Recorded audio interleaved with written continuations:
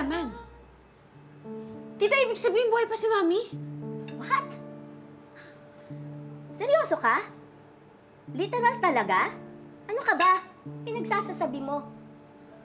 Nakikita ng mami mo ang lahat ng mga ginagawa mo. Kasi nga, di ba, sabi ng mga matatanda, kaya may 40 days dahil ang kaluluwa nila nandito pa sa lupa. Kaya inis na inis sa'yo ang mami mo. Nakikita ka niya. Pwede ba, Zoe? Patahimikin mo na ang mami mo. Patahimikin mo na rin ang isip mo. Wala na siya. Patay na siya. She's not alive.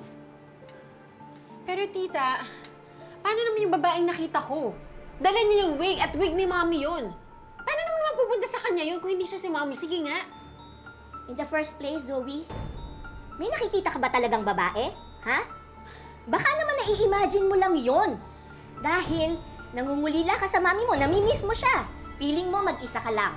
Wala kang kakampi. Pero tita, I have the wig. Wig? Pwede ba, Zoe? Tigilan mo na yung tungkol sa wig na yan? Tama na, ha? For the nth time, Zoe, let me tell you this. Wala na ang mami mo. So move on. She's dead and she is not coming back.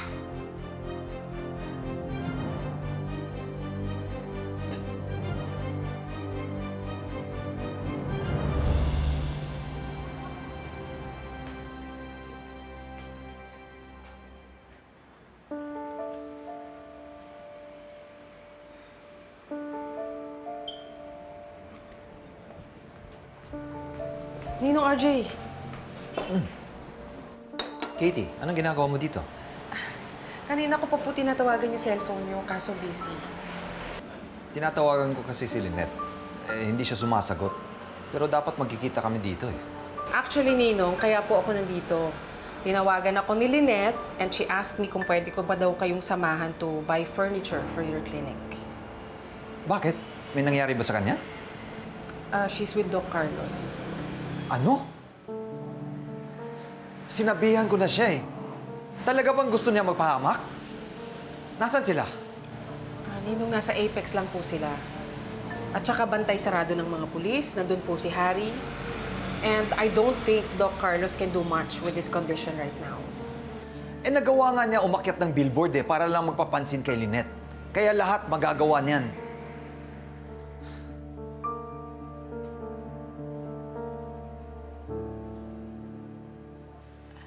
Carlos, meron akong dalang pagkain para sa inyo. Masarap to. Kumain ka na para lumakas ka, para gumaling ka na, ha? Sige na, kumain ka na. Sarap to.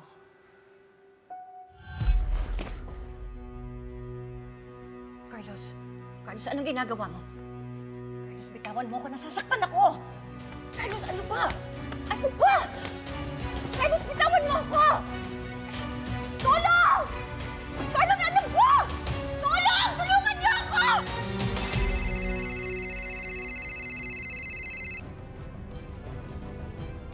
Hello? Yes, nakausap ko na si Zoe. And she's finally convinced na patay na nga talaga si Moira. Tulong! Tulungan niyo ako! Tama si Ma'am! Yes! Tama na yan! Sige dyan! Ayaw sa inyo! Ukapat kayo! Sige dyan! Sige dyan! Sige dyan! Ay, si Lynette! Lynette! Lynette, huwag mo iwan! Lynette!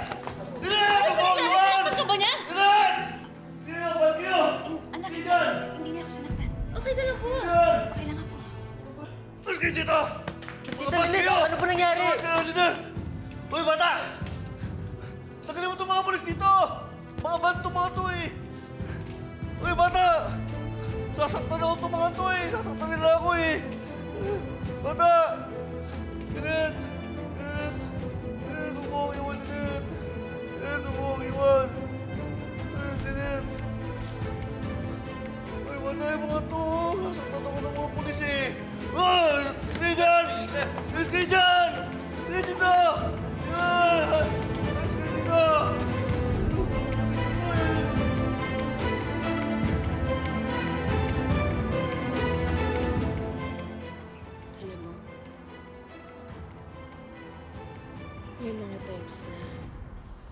wish ko sana hindi na lang ikaw yung nanay ko. Kasi ang sama na ugali mo. But I never wished you dead. Kasi ikaw lang ang meron.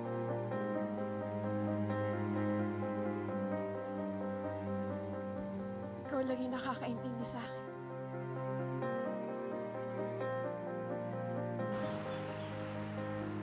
Kaya siguro, hirap na hirap akong tanggapin na wala ka na. Kasi that confirms na wala na akong pamilya. Pero kailangan kong tanggapin ang katotohanan na wala ka na talaga. That they killed you. And now, they have to pay for what they did to you. Mami, hindi ako magpapatalo. Hindi ko hahayaang gawin nila sa akin yung ginawa nila sa'yo. I will destroy them all. Papapagsakin ko ang mga tanyag. Papapagsakin ko silang lahat ng mas malalim pa sa hukay na kinalalagyan mo ngayon. I promise you.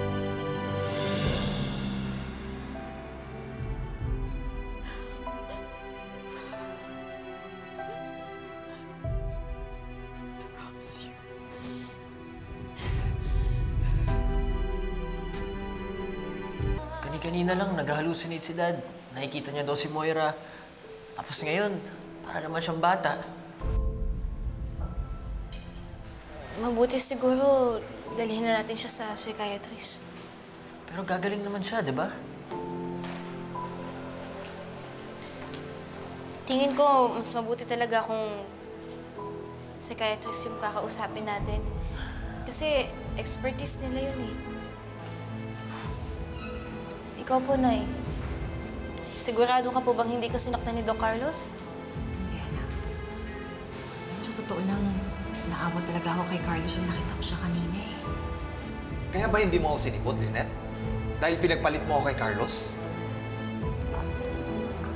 RJ, pasensya na, naipit lang kasi ako kanina eh. Alam mo ba si Carlos, parang nag-hallucinate siya. Nakikita daw niya si Moira. Tapos ngayon naman para siyang bata. Lynette, hindi mo na siya dapat binibisita eh. Bakit mo siya binibisita pa? At hindi naman siya yung binibisita ko si Harry. Nagdala ko ng pagkain tsaka ng damit para sa kanya. Lynette, hindi mo na sila obligasyon. Para akong tanga, nag-aalala ka ko sa'yo. Yun pala, nakipag-bandi ka lang sa ex mo. Tay! Nay, huwag na kayong mag-ahaway, please. Teka, sandali. Bakit ba nagagalit ka? Una sa lahat, hindi ako nakipag-bonding sa ex ko. Pangalawa, hindi ko kailangan mag-explain sa'yo. Bakit? Dahil hindi naman tayo mag-asawa eh. Sa totoo nga, wala naman tayong relasyon eh, di ba? Hindi ko lang ba't nagagalit ka? Nay! Nay!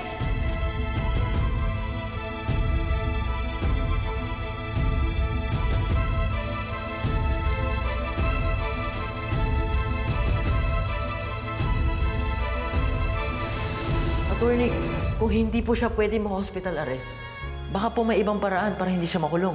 Sa mental condition ng dad mo, pwede tayo mag-file ng insanity plea. At kapag napatunayan niya na wala siya sa tamang pag-iisip, hindi siya makukulong.